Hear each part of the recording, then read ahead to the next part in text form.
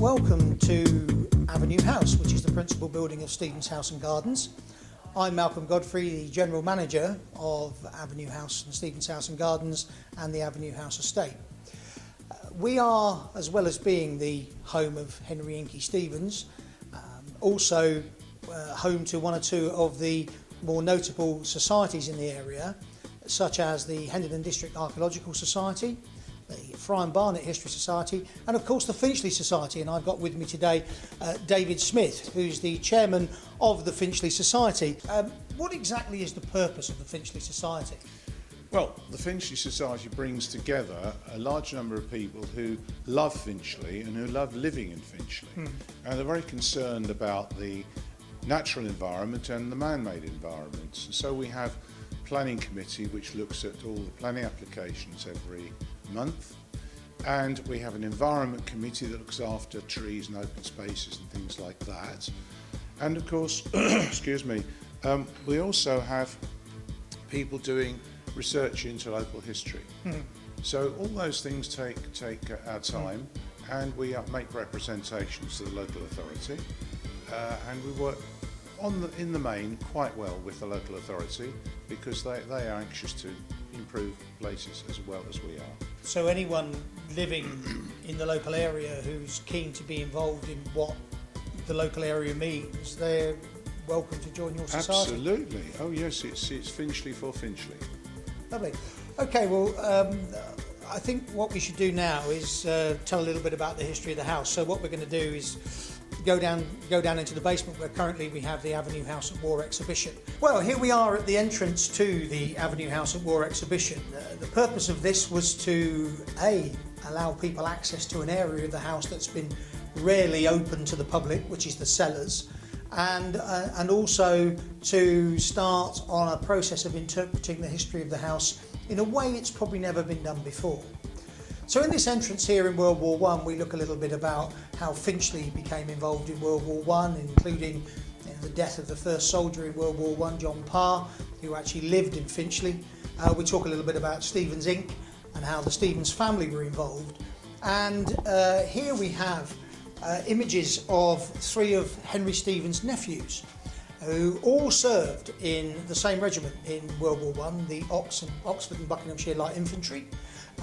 They all served all through the war, and they all survived, which in itself, with the First World War, for three brothers in the same family to all survive the war was probably quite a unique experience. And in fact, one or two of them went on to live to be a fairly old age. I mean, this gentleman here's Rupert is living till 1970. His brother Harold is living till 1950. Sadly, Gerald dies in 1928, and this is the interesting part of the story, for me anyway, is that Harold and Gerald are playing polo, and there is a collision between two horses, and Harold knocks Gerald off his horse. Gerald lands on his head and dies. And so consequently, having served all through the war together and lived all through the war, Harold actually accidentally kills his brother in 1928. So during World War I, Avenue House was taken over as a hospital, firstly as a voluntary aid detachment hospital, and then subsequently at the end of the war became the Central Hospital of the Royal Air Force. So in this area of the exhibition, we're actually interpreting how the house was used as a hospital, showing images of private houses that were actually being used as hospitals at the time. Sadly, there are very few pictures of the house at that time, but we have managed to find similar pictures of other houses that were being used as hospitals. But interestingly, also in this area, we have a recent loan of some very interesting uniforms from the period. These are actually First World War voluntary aid detachment nurse uniforms, and we have a background story of the family of the person who actually donated or loaned us these wonderful exhibits. So here you can learn about what it was like to be a casualty in World War I, how you were repatriated back to the UK, and then how you were looked after, and invariably, if you were fit enough, then sent back to the front. So as we move on into World War II, what we have done in this area is give a way of looking at what life was like at that time. So as war was declared, you hear the Prime Minister at the time then giving the that very sad news to the nation that the war was about to start. We see what it was like to sort of eat and live at that time, look at what rationing was going to be like, and also dig for victory as well, which was of course the way that people were encouraged to grow their own fruit and vegetables at that time and help, because obviously being an island we were being cut off from supplies from around the world. And to back this up, we've also had within the garden converted one of our flower beds into an allotment for the period, and the produce from that garden is being used in our kitchens. During the Second World War then, Avenue House was being used as the air raid headquarters for the area. And so here we have shown what it was like working with the ARP, the air raid precautions, generally what it was like to be a member of the Home Guard, but also what it was like to be in an air raid shelter. So we have the depiction of a small air raid shelter in someone's basement, and also all the sort of atmosphere that goes with it. There's the escape tunnel that was constructed at the time for people to escape should the house be bombed above us. And we have one or two interactive small models that young people can look at and play with as well, so that they can get a feel of what it was like during the Blitz in an Anderson shelter. And we have several artefacts also of the air raid precautions. So now we've moved on to looking at more specifically Finchley during the Second World War.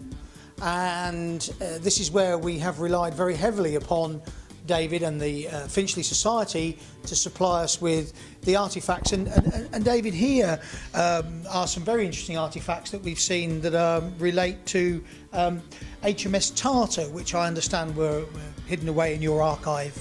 Well, we grabbed them because nobody seemed to want them, you know, and you know, you can't have these things thrown away. No. So we took those into our care, and I'm very glad that they've been useful to you for this exhibition. I mean, you know, an amazing story that I don't think many people realise that, you know, towns and cities around the country were asked to contribute during Warship Week to actually sponsor a warship. And of course, Finchley sponsors HMS Tartar. And not only do we have the plaque that was given by Finchley to HMS Tartar, but we also have the alternative plaque that was given the other way. And I should imagine that's quite rare. Indeed. And then we also see how Finchley contributed to other areas of the war effort by contributing to the Army and the RAF as well.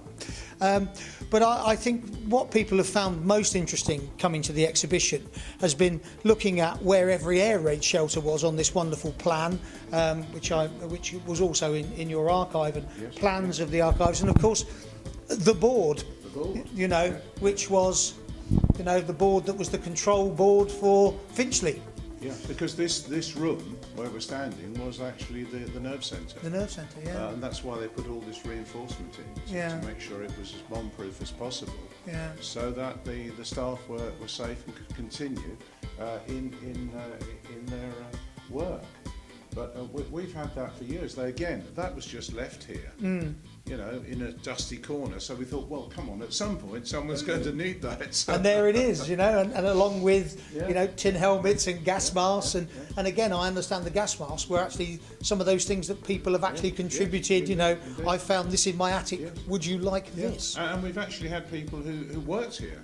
Yes. Telling us what it was like, you know, so that was very interesting too. We had, yes, we've had one particular visitor to the exhibition who actually wanted to come here because her mum had to sleep down here when she was on ARP duty. So you know, it has been quite interesting in that respect, and we're very grateful, because without all these wonderful artefacts, we would struggle to tell the story.